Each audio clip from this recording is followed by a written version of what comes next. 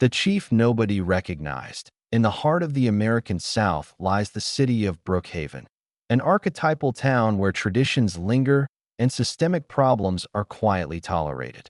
Like many cities of its size and culture, Brookhaven had long struggled with issues of racial inequality, particularly within its police department. Though it had been over 50 years since the civil rights movement, the scars of segregation still shaped the minds of many, especially within the city's institutions. The Brookhaven Police Department, known locally as BPD, was no exception. Behind its polished badge and slogans of integrity, service, community, lay a culture that hadn't kept up with the times. The higher you went in the ranks, the wider the faces became. Officers of color, no matter how experienced, often found themselves stuck in mid-tier roles while their white counterparts climbed faster and smoother. And then came the announcement. For the first time in the city's history, Brookhaven had appointed a black woman as chief of police. Her name was Jordan Whitaker, 45 years old, a 20-year veteran of law enforcement. Born in Birmingham, Alabama, she'd grown up knowing what it meant to be doubted, to be dismissed. But Jordan was steel-wrapped in velvet. She was smart, disciplined, and unshakably calm. Her ability to analyze a crime scene was matched only by her strength in leading a unit. She had spent years working her way through precincts in high-crime zones, first in Atlanta, then in Memphis, always earning respect the hard way. Yet no one in Brookhaven PD had ever seen her in person. The announcement of her appointment had been kept relatively low profile, intentionally so. Mayor Paula Simmons, a tough-minded progressive with a no-nonsense approach to reform, had deliberately delayed the public introduction to allow Jordan time to observe the department unfiltered. And that's exactly what Jordan intended to do. She entered the Brookhaven Police Department building one humid Monday morning in early spring. No uniform, no badge, no name tag, just a dark blue blazer over a crisp white shirt, fitted jeans, and quiet confidence in every step. One recognized her. And that was exactly the point. As she walked through the glass doors, the first thing Jordan noticed was the energy in the room. Loud, casual, dismissive. 3 white officers were lounging near the front desk, sipping coffee and laughing over something on a smartphone. One of them, a graying officer with a thick neck and sun-wrinkled skin, glanced toward a black man sitting silently in a waiting chair and muttered, "Another one with a sob story." The others chuckled. Jordan clenched her jaw but said nothing. She simply observed. Behind the reception desk, a young officer, barely 25, white, with earbuds hanging around his neck, was scrolling through his phone. He didn't look up as she approached. The man in the chair had clearly been waiting for a while. No one offered assistance. Jordan cleared her throat gently. The young officer raised his eyes and gave her a once-over. His gaze lacked warmth. "Yeah," he said. "I'm here to see HR."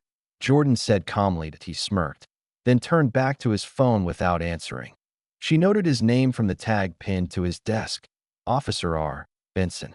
She memorized it. Just as she was about to press the matter, a voice boomed behind her. "What's going on here?" She turned to see a large man in his mid-40s approaching. Military haircut, thick forearms, polished shoes. His uniform was pristine, and his nameplate read Lieutenant Clayton Reed. Reed was a veteran of the Brookhaven PD, conservative, commanding, and deeply dismissive of women, especially women of color. He had been in the force for 17 years and saw himself as the gatekeeper of real policing. He looked Jordan up and down. "You lost?" he asked, no courtesy in his tone. Jordan replied evenly, "No, I'm here for HR. I have paperwork to finalize." He raised a skeptical brow. "Paperwork, huh? You sure you're in the right place?" "This is Brookhaven PD, isn't it?" she asked. He smirked. "It is, but we don't handle social welfare forms here." Jordan's eyes stayed locked on his. "I'm not here for social welfare. I'm here for police administrative paperwork." He chuckled. "Let me guess. You're one of those community outreach folks here to keep tabs on the bad cops, right?" She said nothing. He turned toward the group of officers behind him. "Hey, guys, HR needs help with a civilian expert here to supervise us." Laughter broke out again. Some of the younger officers looked away, uncomfortable. Jordan exhaled. I'd like to speak to the HR captain. Reed stepped closer. And I'd like a day off and a cigar.